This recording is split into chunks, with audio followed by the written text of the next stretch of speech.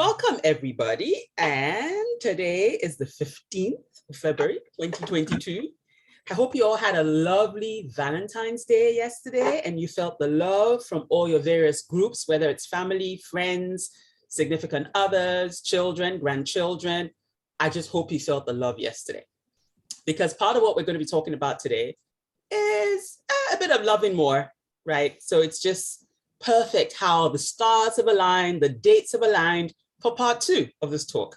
So just to refresh our memories, we were talking about strength versus character. And part 1, we used the diamond as an example, and we spoke about inclusions, right? Where the diamond has flaws, but those flaws, we decided we're not going to call them flaws anymore, we're going to call them inclusions. Because the inclusions is what gives the particular diamond its identity. So no two diamonds look alike. So following on today, it's part 2. And if you're looking for a title, I'd probably say connectedness. I don't know if that's a word. If it isn't, I've made it up. It is a word. Right. So connectedness is what we're going to be talking about today. And we're still going to stick with a diamond because I don't know, they say diamonds are a girl's best friend. I mean, I don't have very many of them, but I certainly love the stone. And the more I read about a diamond, the more I fall in love with this precious stone because it just has so much that we can take away into our lives. Now, I don't know if you know, but a diamond isn't just formed by one carbon, right? So there's something called isometric crystallogy. Like, I'm probably not saying that right, but basically it is the crystal structure of a diamond. And it refers to the cubic lattice. So basically it's one carbon, looks for 4 other carbons, and they join together, they get connected. And those 5 carbons is what makes up the diamond. And that's why the diamond is so strong. One carbon on its own is not going to give the diamond the strength we're talking about. So if we look at another metal or another elements that we can mine out of the ground, graphite is just one carbon. And therefore graphite is nowhere as strong as a diamond. And so we're talking about connectedness. And if you want to think of the saying or the slogan or the phrase, no man is an island, right? We were not created or we do not exist to exist in isolation on our own. And that's why the global lockdown, which started in 2020 and in some places still has variations of it, was not good for human beings because you and I were not made to stand as one. I know some people say I'm a self-made man, I'm a self-made woman. Somewhere, somehow, we're connected to people. We just didn't drop out of the sky and show up one day, right? We were birthed by a mother. For the mother to carry us in her womb, she had a husband or a partner or whatever you want to call it, or sperm donor, whatever, but we didn't just drop out of the sky. So what I'm saying is each person is connected and we are connected for a reason. And when I say connectedness, it's not just about connecting with another person, it's connecting with nature, connecting with your environment, connecting with plants, connecting with creation, connecting in the workplace, connecting within your family, right? It's connectedness on several levels. If you want to call it something, say divine connections or universal connections, right? And I'm going to be biblical for a bit, so please forgive me if you're not that way inclined. When creation was complete and God made man, what did they say? It's not good for man to be alone, right? And therefore the woman was fashioned so that he had a companion of his type, of his kind. When Noah went into the big boats with the flood, everything went in pairs, 2 by 2. No single animal decided, you know what, I can do it all by myself. Thank you very much. I'm just going to stride onto that boat on my own. No, they were all in pairs. So connectedness is important. We are not an island. Isolation is not good for human beings. That's not what we were made for. That's not why we exist. A lot of us have products, services on Amazon, on Etsy, on Facebook, God knows however many other platforms. If you weren't connected to somebody, who's going to buy your product? Who's going to buy your service? You can't make it, sell it, buy it, package it all on your own. You're dealing with suppliers. You have an accountant. You have a tax accountant. You have a lawyer. You have an ad person. You have a branding agent. Connectedness. Fine, those are all transactional in nature because you're trading something for something else, or you're trying to get your product out there. You're trying to get your sales up. So those are transactional connections. But whichever way we slice and dice this pie, connectedness is important. And that's why a lot of people began to develop mental health issues in lockdown, because they couldn't see friends, couldn't see family. Here in the UK, people were crying that they couldn't meet their loved ones, their mates in the pub. They were like, what happened to those after work drinks? What happened to the Sunday roast dinners where families would get together and have a meal on Sunday? And that's where you caught up with grandma, grandpa, the grandkids, and they told you all about school that week, or what project they were working on, or what summer school was about. But all of that disappeared completely on a global level in 2020. 2021, we started coming out gradually, but it was patchy. Some regions of the world were still very much in lockdown, and they went through several iterations of lockdown, right? So it wasn't just one lockdown, we came out of it, that's it. No. So much so that people wanting to be connected, now air travel, I don't know about the US, and I don't think you guys ever went zero airfare or air travel, but in Europe, there was a point where there was no travel. All the borders were closed. You couldn't travel from your country to another country because the borders were closed. The airports were closed. You weren't allowed to travel. In fact, you couldn't get on a plane. Everything was grounded, right? But now people, as the borders are opening up again, they want to travel. They want to be connected to other cultures. They probably have friends in other countries. I know I have Spanish friends. I have Portuguese family, right? And I want to travel. I want to see my friends. I want to see family. I want to try different cuisines. I love travel. When I travel, I pick up little gems, whether it's their artwork or their crafts or fridge magnets, you name it. I will pick up something from where I go. It tends to be shoes. Don't tell anybody I said that, right? If they stock my size, I'm getting a shoe from that country. I can almost guarantee that. But don't tell anyone. I didn't talk about shoes, right? But connectedness, right? There's no way I could go to another country and not encounter airport staff, aircraft crew, the pilot, right? Other passengers, connectedness. So it's so important. And when we talk about divine connections, for some of us, have you ever had that moment where you meet somebody and you you can swear that you've known them forever? It's like your spirit's just, something about them just clicks with you and you go, wow, where have you been all my life? Or I feel like I've known you forever. You just hit it off. You don't know why, but that is a connection. And when you sense that doesn't happen very often in life, but when you get those connections, I don't know if you're like me, I do everything and anything to secure those, to protect those connections, because I know how rare they are. And I don't think they are coincidences. I tend to call them God incidences, right? I don't like the word coincidence. I say God incidents, right? Because something up there bigger than myself must have orchestrated my path, their path for us to meet at that point in time. And I kid you not, when I meet those people, I never quite know why it is we've met. But as the relationship grows, it becomes clear, oh my goodness, you're meant to be with me on this part of my journey. And some of those connections are still in my life today. And I can speak about one connector that we have here, John. When I met John, I mean, I was like, okay, yeah, okay, personal development, okay, motivational speaker, okay, you know. But the more I get to know him, because I'm still getting to know him, I kind of think, wow, this man was sent just in time when the world went into lockdown, just in time. And then we moved from whatever platform we were on before to this. And we stuck it out together. We're still here. He speaks, I'm enriched, my life is better, my life is fuller, I'm a stronger person, I'm a better version of myself. And a lot of us who've been here from day one, we've seen the growth in each other. We've become a family outside of our families. I can't imagine, I don't think I'd have fared as well throughout lockdown without this platform. I can say that now, I confess. There's no way.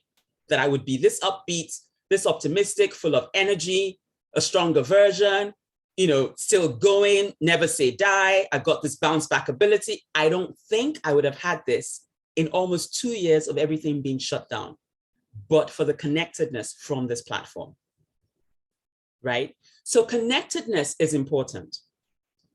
In the business world, whether it's transactional, family, familial, friendly, significant other, you need to be connected to someone or some people. You can't do it on your own. It's impossible. You were not created to do it on your own.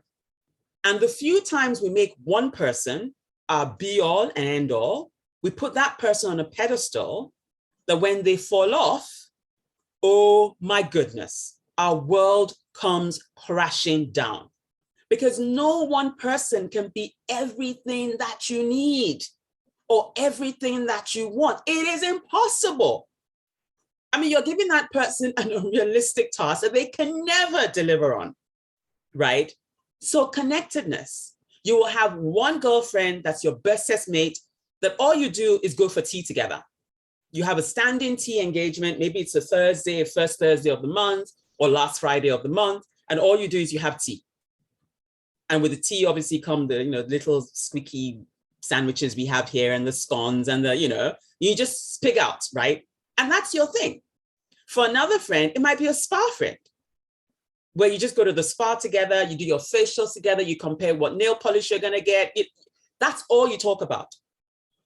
For somebody else, it could be another parent in the daycare center, where your kids just hit it off. And every time you go to the playground, oh my God, if this kid is not there, your kid is in tears.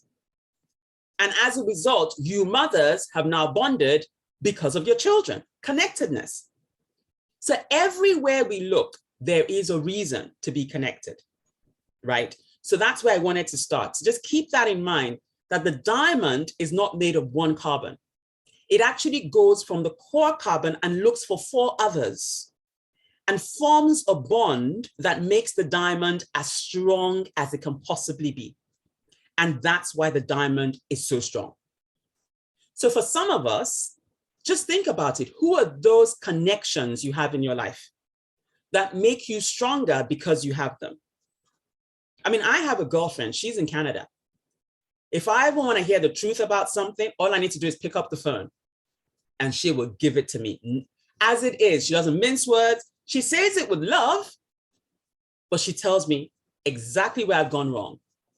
She doesn't coat it, sugarcoat it, doesn't make me feel like I'm the bestest thing since sliced bread. Oh no. She pretty much sits me down and says, girlfriend, you got to wake up. You have so missed the mark. You've gone so far off course. Come back, right? But I treasure that friendship because every now and again, I need to hear the truth. So she's a mirror for me when it comes to my personal growth, when it comes to my spiritual growth. She's my mirror. She tells me, girl, I think you're taking that scripture the wrong way around. I'm not sure that's how it was intended to be interpreted, right? She says it like it is. I have other girlfriends where I work right now. Every month we get together, we have dinner, and we have drinks without fail every single month. What do we talk about? Our careers, buying property, what we want to do when we retire. So these are my connections in the workplace. They've told me when to go for promotions, when to go for opportunities, when not to. Sometimes they have the inner scoop as to maybe that's been earmarked for someone. But we have each other's backs in the workplace. So if we hear something, excuse me, I'm about to, yeah, and another sneeze. There might be a third. Okay, just 2 for now, right? So they have my back in the workplace. So if they hear something, they are on WhatsApp. Immediately, all 3 of us know what's gone down. Who said it, who didn't say it, where it came from. We all hear it at the same time. That's because we look out for each other in the workplace. How lonely would that workplace have been if I didn't have these 2 girls? Because I wouldn't know half the stuff they know. And sometimes I send some of my papers to them for them to have a read and give me their thoughts. Does it make sense? Does it tell the story I want to tell? Because I trust them, right? So we've spoken about divine connections or universal connections, if that resonates better with you. The second thing I want to talk about, and I've already alluded to that, is transparency. Now, for a lot of us, I don't know about you, but I like keeping it real. Yeah. So if I call someone my friend, I want it to be a fair exchange. So I'm going to be true to myself. I'm going to say, this is me. These are my flaws. These are my strengths. Take me as I am, right? If I'm hurting, I'll be real and I'll say where I'm hurting. If I've had some major success, I'll share it, right? But when it comes to transparency, sometimes it's a one-way street where you want to be transparent, but the other party is still pretty guarded. And so you don't learn as much about that person as you are opening up about yourself. And that could be a trap. So you need to watch out for the level of transparencies when you make connections. Don't give too much of yourself to a connection if it's not quid pro quo. Because you will know what connections are there for the season, for what reason, for a lifetime, you will know. As you develop the relationships, you will know, what can I talk to this person about? How safe is the place or the space that we've created in our relationship? How real can we be with each other? And there's no need for you to expect transparency from someone else if you're not willing to give it. So transparency is important when we're creating connections, if we want those connections to last. I mean, there's several times on these calls where I've just been vulnerable. I've just said, this is what's going on, right? And people have equally opened up. We've been vulnerable with each other. And that's how we've grown. Because we've shown, you know what, I'm not quite strong in that area. I need help, right? And the amount of encouragement, feedback, uplifting, oh my God, that I've received from people via Skype, WhatsApp, you name it. And I can mention names. John always speaks to me. He always lifts me up. He always has something good to say. Ego always has something good to say. Adrian Garner always has something good to say. Lindsay, always, right? And there are just so many people I can mention. Missy, you become one of those. I mean, I haven't known you that long, but I kind of like feel like I know you, right? And it's just amazing when you open up, people open up back. So that transparency level has to be a fair exchange for the connection to work, or for the connectedness to be as strong as it can possibly be. Because what you want to do is get the most out of that connection that you can. And if you're not going to be real, and if you're not going to develop trust, if you're not going to be vulnerable, what's the point, right? Something else I wanted to talk about was we're all so busy. Like, oh my God, the world is so fast-paced. It's ridiculous, right? I mean, let's talk about us being under pressure. I don't know about you, but there's some days I'm literally running around like a headless chicken. I don't get time for breakfast. I don't stop for a cup of tea. I don't stop for water. And then at 8 p.m., I literally crash because I'm feeling so faint. And I'm thinking, why am I feeling like this? And that's because I haven't eaten all day, or I haven't had a drink of water, or I haven't stopped for a minute. I get some of those days. Now imagine a mother who has an impossible diary. And in between that diary, she's got to do the school run. So drop the kids off in the morning. Actually, first rewind, wake the kids up, get them dressed, breakfast, lunch boxes, do the school run, right? And then her day starts. She starts attacking her diary. And somewhere in between those appointments, she's got to go to the store because dinner has to be cooked, right? And then just as soon as the phone stops ringing and she's done that last call, she gets in the car, races to the store, pretty much throws everything, right, in the trolley, just about gets it in the car, in the trunk. And as she's reversing, boom, hits something, hits another car, another bank of trolleys, whatever it is. And of course, you can imagine she's going to be frazzled, right? She's not the cool, calm, collected mama, that she usually is, right? So she goes back into the store, gives her details, but doesn't say it that kindly because she's racing against the clock. So she's left the store. She's got to go back now and pick up the kids, rush home, get them doing homework while she starts making dinner. And of course, one kid cries, Mama, Mama, I need you for something. And then she leaves dinner on the cooker, runs to take care of the kid. And by the time she gets back, dinner's cremated, right? So all that stuff, she races to the store to get cooking. A kid needs her attention. She's gone back to the kitchen. That's it, inedible. In the bin it goes. And now she's got to scrape those pans clean. But she's still got to feed the kids. So now she's like, oh my God, what am I going to do? Can you imagine how frazzled she is by this point? Because she's not like, I went to the store to get today's dinner. She goes into the freezer and she's like, what can I find in here? It's like, okay, fish fingers it is, right? Sticks it in the oven, gets them in their PJs, sets the table. I mean, she's running, right? And then finally gets the kids down and says, now that's it, dinner. And she's literally shoving the food down their throats. Like, you need to eat, it's almost bedtime, right? This is her stress that she's giving out because she's under pressure. Now she does all of that and the kids have gone off to bed. Thank goodness, she thinks. But then hubby comes home and he wants to offload. He wants to talk about how his day went and he's waiting for dinner. Do you think she has anything left to give at this point? She's drained. She's been running helter-skelter the whole day. Now, when you look at her entire day, and I mean, this is an example that I made up, right? How about if she had looked at her diary and said, you know what? What are my core connections today? What connections do I want to focus on today? What are the high priority connections for me today? And she said, you know what? My kids come first, or my husband comes first. And then she looks at that impossible diary and she goes, you know what? Not making that call today, that will have to wait till tomorrow. Not seeing that person today, tells the secretary, please, or her diary manager, whoever it is, right? Or virtual assistant, whatever it is, reschedule. Why? Because she knows that she needs to rush less and love more. Because our connections, if we don't love them, if we don't value them, we're going to lose them. So we may meet the right people that are going to get us to where we want to go, but if we don't recognize their value, if we don't recognize the strength they bring to us, if we don't recognize their purpose for our journey, and as a result, we don't treat them right, we're not transparent with them, we rush through our connections with them, whether it's tea or dinner or spa, you're like, girlfriend, I haven't got half hour today.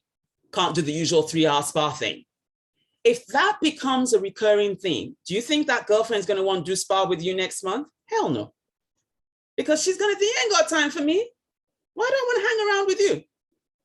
So if we rush less and love more, we get to keep our connections. But we need to prioritize which connections we want to keep. And you don't know which those are until you know what value they bring. So like that diamond, it's one carbon initially, but it goes in search of 4 other carbons. And then the 5 of them form this unbreakable bond that becomes the diamond we see in the store that's on the ring. And we go, wow, I love this diamond.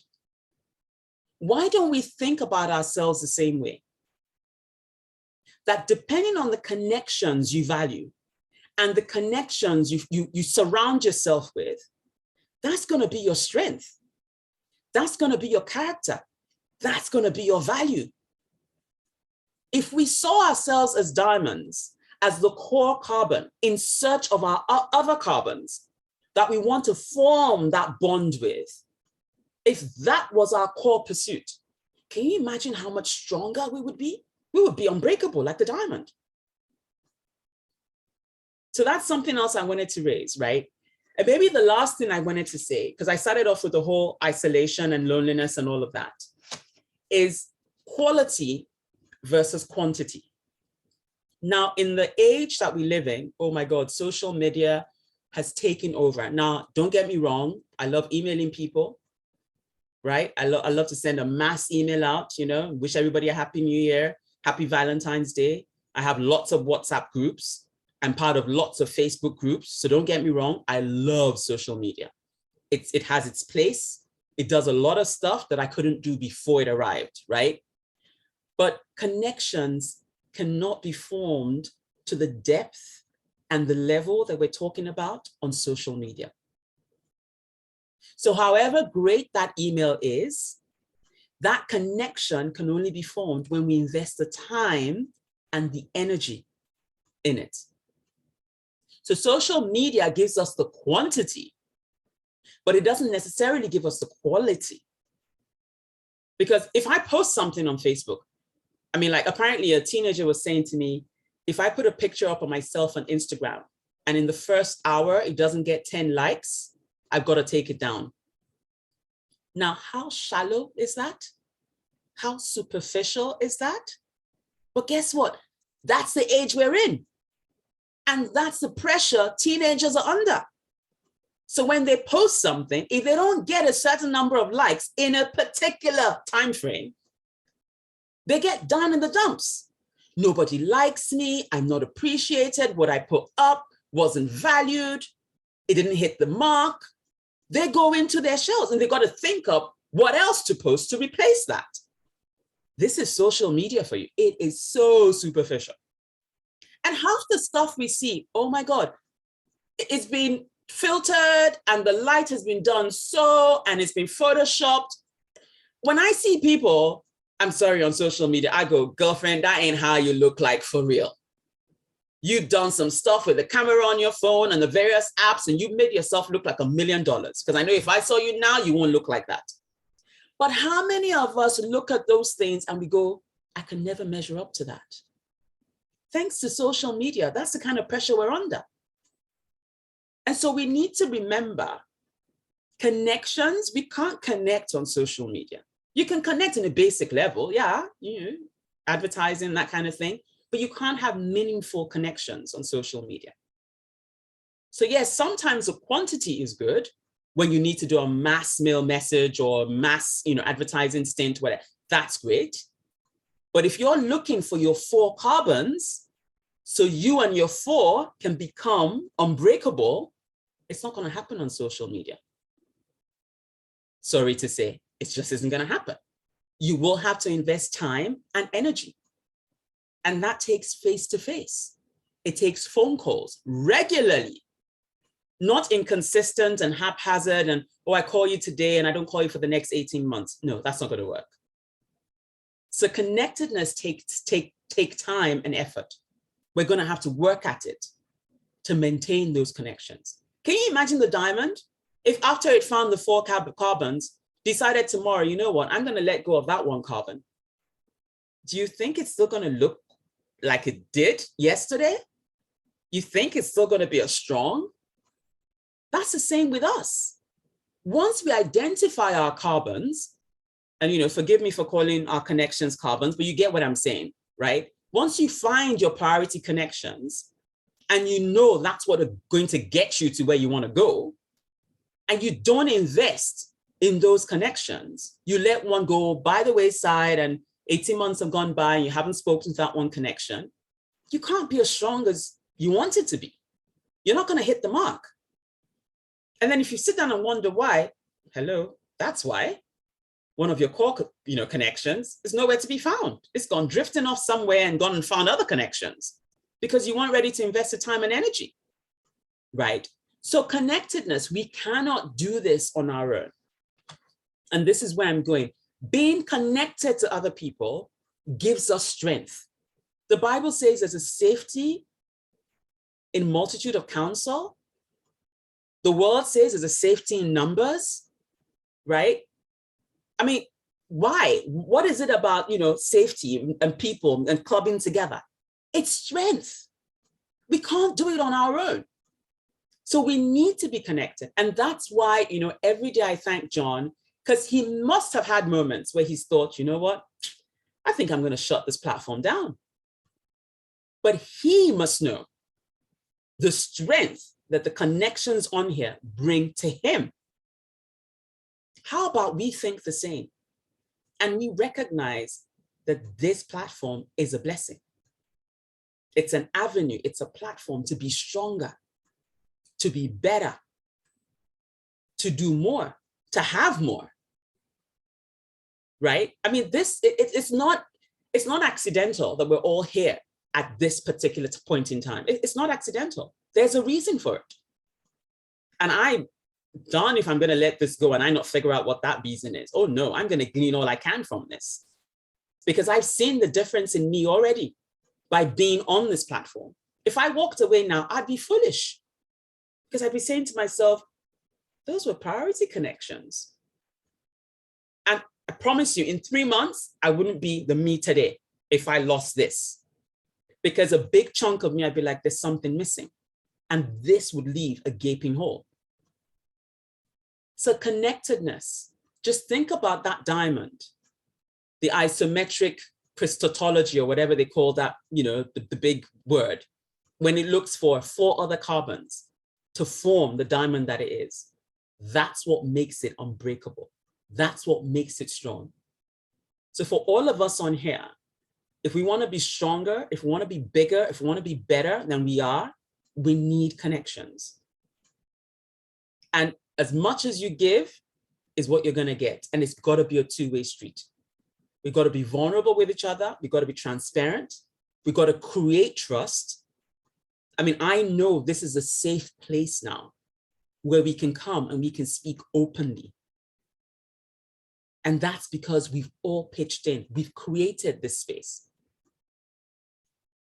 And those of us who don't want to, we're probably not getting as much out of it, but for the many of us that keep coming back, we're invested in this. And we're saying to ourselves, there's value here for me. So I'm going to contribute to this because this is a connection for me. There are connectors on here that I need to make myself as strong as I need to be. And let's rush less and love more.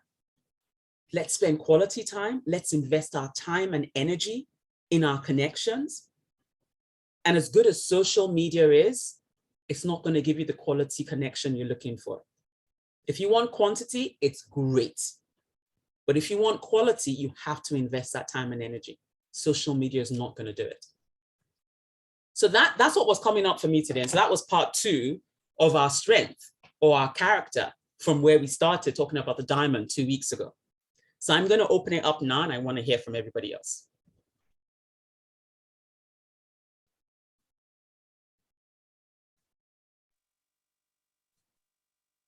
Hi, Catherine, your mic's open. Yeah, this was a really good one, I think. Connection is a really hard one for me. I grew up in a family where you did not talk to outsiders, you know, don't talk about family business. You just don't talk to people. And so I've always struggled with that. And so having this group has been, it's been really important the last couple of months. Yeah. It's helped me a lot. Yeah. Fantastic. I love it. I mean, and this is what a lot of us said in the height of 2020, that we felt we'd found a family. So even though we couldn't see our physical families or we couldn't physically meet with our families, this became our family. And sometimes some of the stuff we want to say, family ain't going to hear us. Seriously, it's connections outside of family that are going to give you the support you need, right? And the support you crave and the support you want. So yeah, sometimes platforms like this, I hate to say it, but families don't quite hit the spot all the time. So I'm glad that you are seeing benefits. Oh, and we welcome you into the family. Thank you. Thank you, Catherine. Thank you. Does anybody else want to weigh in on this? Missy, I saw you nodding quite a bit. Ah, there goes her hand. Yeah. Hi, Missy, you're muted. Yeah. Hi, there's really nothing else to say. When does the podcast start? Because I've got to, sign up immediately, but because of you and last month, and you talked about accountability, Lindsay and Linda Landry and I have formed a 3-carbon accountability thing, and we're sister friends. We love each other. And one thing that I'm still a diamond in the rough, okay, because I am this book, which you probably can't see because of the Brady Bunch, The Power of Awareness. They're my connections today. The Power of Awareness by Neville Goddard. there is a sentence. Just as the moth in his desire to know the flame was willing to destroy himself, so must you, in becoming a new person, be willing to die to your present self. You must be conscious of being healthy if you are to know what health is. You must be conscious of being secure if you want to know what security is. Therefore, to incarnate a new and greater value of yourself, you must assume that you already are what you want to be and then live by faith in this assumption. In the Old Testament, they didn't see the promise. They only had the faith. And I am having great difficulty. I'm praying to die to my present self, because there are times during the day when I am a better me. And then Bob actually told me the other day at about 5:30, I start to sink into the old me, just from exhaustion. I don't know, and I'm missing something, and I know I'm going to I have unwavering faith that I am already this person. I just haven't met myself yet, because I've seen the flashes of the diamond that I am. So that's all that was coming up for me when you said that. It's very hard because I'm probably doing it in the wrong way. I'm trying to work on it instead of just being it, because I don't know how to be it yet, because I'm not. So if anybody has any ideas, please share them, because I need more than just glimpses of that sparkle. I mean, I'm hearing you, and you're saying that you can see the flashes during the day of the better version of you. And I wondered if you actually journal how long those flashes last for. I haven't. And track them and see from one day to the next, or 1 month to the next, or 1 week to the next. See if the flashes are flashing for longer periods in time. That's right? a good idea. Because that's how you can measure your growth. Because you need to see that the you of 3 months ago and the you of today, very different. And I can tell you, just by engaging with you on this platform, the you I met a few months ago and the you today, already different. There's growth, there's movement in the right direction. So sometimes maybe we should be your mirror to say, you're moving in the right direction. You're making progress. Well, maybe you need to see the numbers in front of you so you can see that those flashes are lasting for longer, from 1 week to the other, from 1 month to the other. That's one thing that was coming up for me as you were speaking.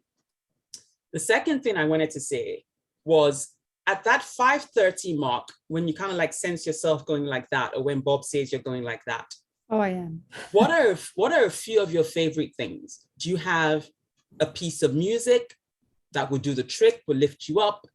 Do you have your favorite bar of chocolate? Do you have your favorite vegetable? Do you have your favorite podcast? Do you have your favorite TV program that you can record? Do you have somebody's voice that just perks you up? I mean, all they have to do is say, we do that. We do hello, that Missy, right? after dinner. Yeah. After our third hot dog of the week. But we watch British comedies, as a matter of fact, from the 70s, or Peter Sellers, or things like that. Don Rickles, you probably don't know who that is.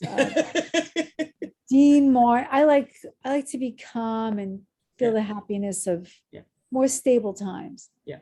But at 5:30, I got to make the dinner. We don't have any food because I have lost track of time. I thought it was 2:30. So I'm having a lot of trouble in that area. And I have alarms going off every second telling me to do something. I can't. Set an alarm.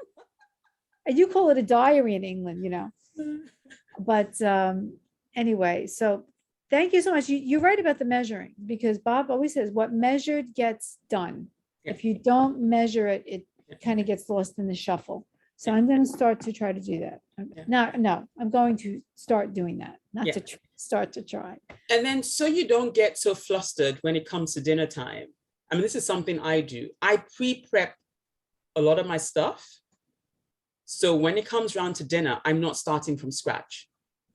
So when I go shopping, like when I buy fish or meat or whatever, I pack them into the little bags, right? So I know when I want to cook, I'm just bringing out one bag.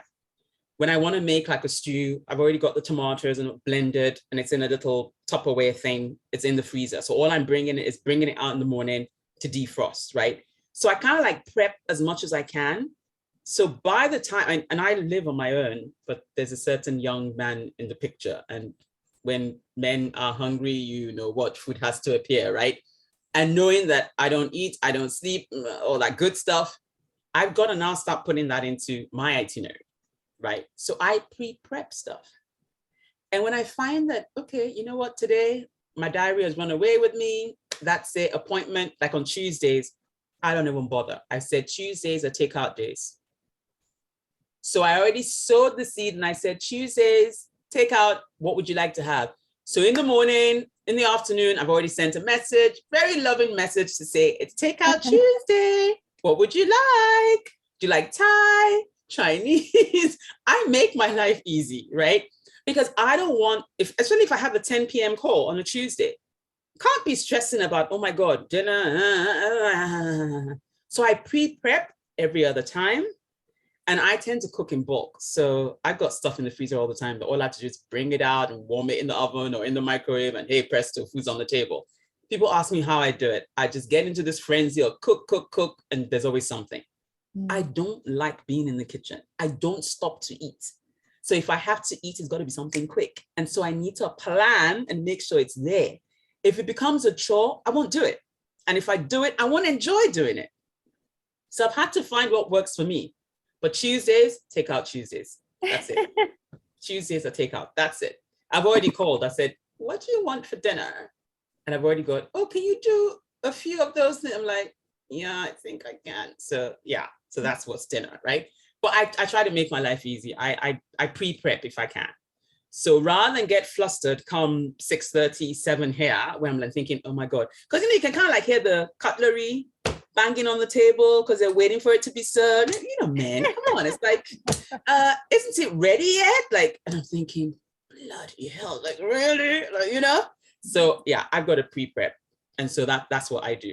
And while I'm pre-prepping, good on you, girl. But it's not. I've got music playing. I go it's into fun. this place of exhaustion and because I'm still not can't eat much of anything. So it's like, how am I going to feed this man? Yeah. That's why I say if you pre-prep when you got the bursts of energy. I got to go back to 1972. What are you talking about? Last time I had a burst of energy. Get me the transporter. I love it. Burst of it. Ivie. We need to get you a time machine, Missy. With the Brady Bunch. They're giving me my energy right now. No, but it's part of the situation. I love so it. That's why the new me is having a little trouble getting in. The older me is still stronger than the new me at this moment. So with measuring, maybe I will be able to get that carbon in there. We're all behind you. You can do it. You got this. I know that. And everything you said about this platform saved my life. Yeah. Good. And it has changed me. Yay. And it is. Keep showing up. You got this. You got this. Keep showing up. Keep showing up. Thank you, Missy. Mandy, I also saw you nodding quite a bit. So I'm sure you have pearls of wisdom for us.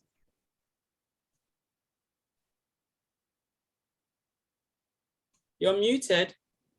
I know, I'm talking to myself. I do that a lot of the time. Looking fabulous as always. Loving it, loving it. Up there. Yes, I was nodding at you. I was also nodding at my son because he was making me multitask at the same time while I was trying to do something for him and pay for something before he goes to his dance. Yes, what you were saying about your connections. I mean, and yeah, everything you said. One of the things I think I learned, well, one of the big things I learned when I did the HCL thing recently was how important connections are, like you said. I'd already realized that from here too. One of the things I definitely was nodding at was how this got us through 2020 and 2021. And without that, 5 o'clock every day, it was there, we were going to do it, that was it. And yeah, it was our family. And I don't think I'd have got through that time either without this platform. And that's why I'm still coming back as well, because it's still important. It's still people here.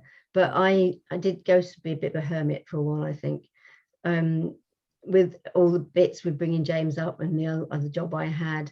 And also with COVID, you lose track of your friends. A lot of my friends are not local, and I've got a lot of acquaintances, friends over in the US now, but a lot of people aren't local.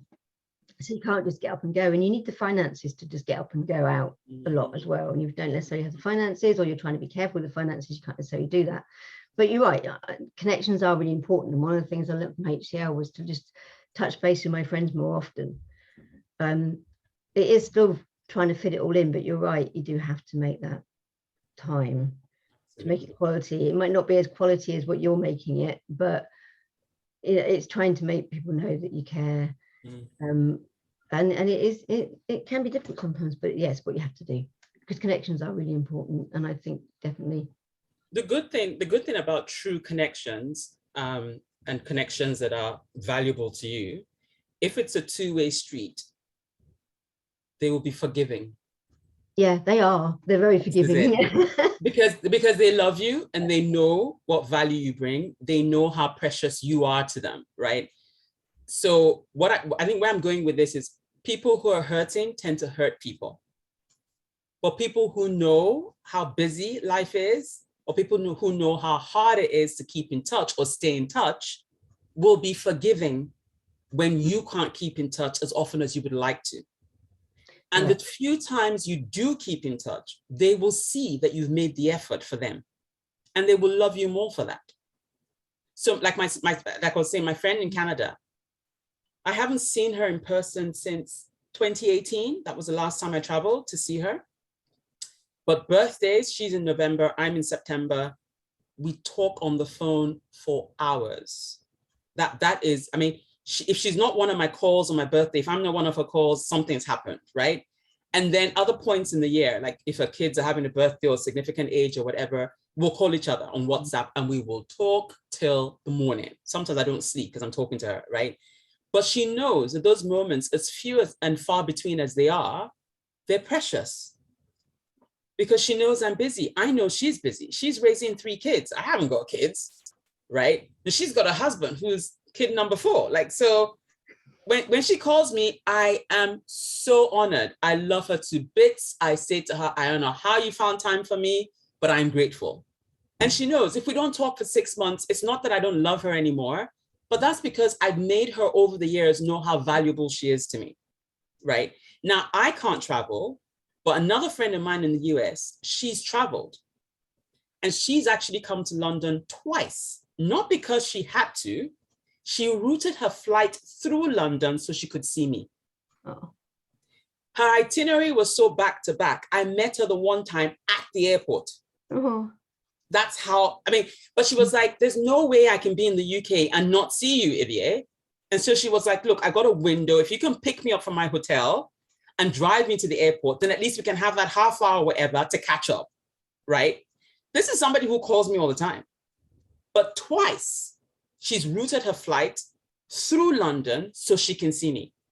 And she's basically said to me, I got in last night, I'm leaving tomorrow morning. If you pick me up from my hotel, drive me to the airport to catch my flight, we can catch up. If you can't, I understand. I know you're busy, you're probably at work. That's how we are. But I don't love her any less. When I go to the US, I stay in her house.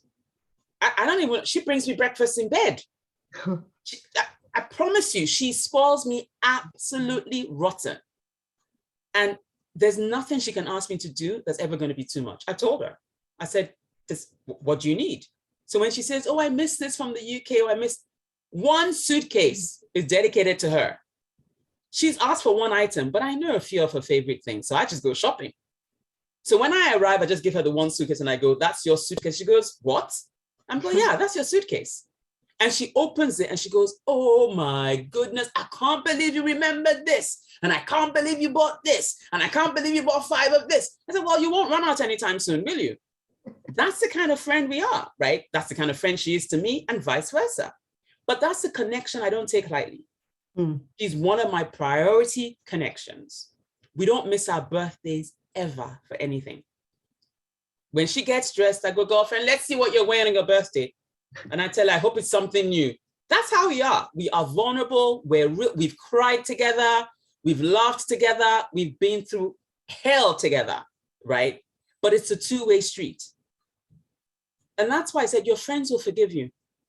You just keep making as much as an effort as you can. That's all you can do.